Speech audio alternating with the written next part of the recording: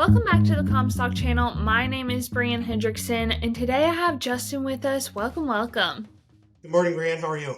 Good. How are you? I'm doing all right. How's the weather? Your weather? Because last time we talked, I think it was cold, wasn't it? It's damp and a little bit of snow, but it's not terrible. It could be a lot worse. That's good. Thanks for being on. We're going to talk about some things that we normally don't talk about today. We're going to start with wheat. Yeah, so we very seldomly have anything good to say about the wheat market.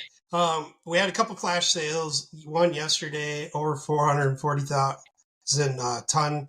Followed that up again today with another sale of 190,000 ton here into China. Here we have another good sale today, again, as I just mentioned, of 198,000 ton to China.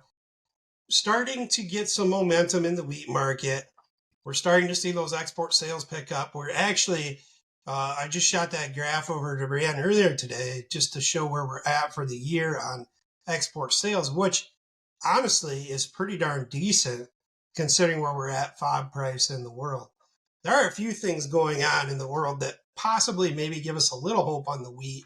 And as we've talked, and Brianne's talked with Eric, and I've mentioned it many times, and I know Joe is, without a wheat market rally, we're really going to struggle on this corn. And we do finally see these export sales developing. So as we have gotten these flash sales, as we mentioned, and we look at the graph where we're at export wise, positive news there in the wheat market, especially considering the FOB values that we're seeing out in the world. Australia cut their crop fractionally yesterday to a 25.4 million metric ton, down only 100,000 tons or so. But the kicker is that is significantly lower than last year, down about 14 million metric tons.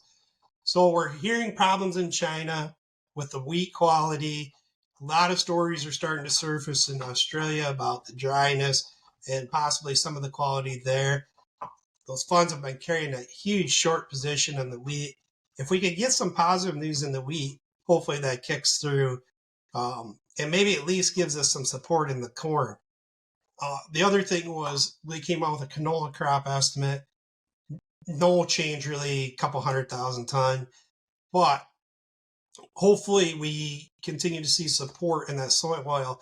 When I put all this together earlier, Brianne, the market was pretty much green across the board, and we sure have changed that in a quick hurry. So just hoping that wheat gets some strength, pulls through, pulls that corn. We look at the carry, and as we pull that carry up, we saw that exceptionally wide as we went from December into March in the delivery period, which we've talked many times about. But as we get through that delivery period, right now, December virtually has no open interest left, a couple thousand contracts, I believe, this morning.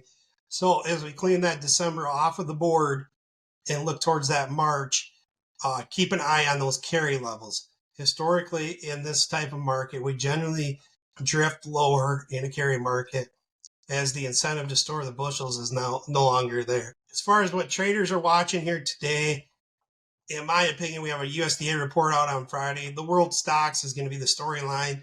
We continue to hear about weather in South America. Looks like the midday came up. Not a lot of change in the forecast at the 11 o'clock hour here when it came out. But as we look at those stock numbers come out on Friday, 312 is the average guess on the corn, 112 on the soybeans, and 258 on the wheat, all wheat numbers. So all of those numbers will be key as we move forward. If we can get some sort of stocks, we may get a reason for those funds to cover. With the wheat and then the canola oil numbers, are you happy with I know the wheat market's probably happy that it's positive, but will this hold long, or do you see this just... Well, that's the $1 million question. We need to continue to see positive things. And as we look at that wheat market, sure, Chicago in the December is up 10, nobody's trading it. The March is up 7. The other wheats have not been able to pull along with it. We're selling it down a little bit as we move into the noon hour here. That is 8 cents off the highs. So I was hoping it can keep that strength continued, but we're just having a hard time getting any follow through. I'm guessing most people are probably content to wait to see what the USDA report says on Friday. All right, that'll do it for this episode. Thanks so much. Want more premium content? Subscribe to the Comstock Report, where you will receive 2 reports daily. Want more video content? We are on Facebook, YouTube, and now TikTok. So don't forget to like, follow, and subscribe.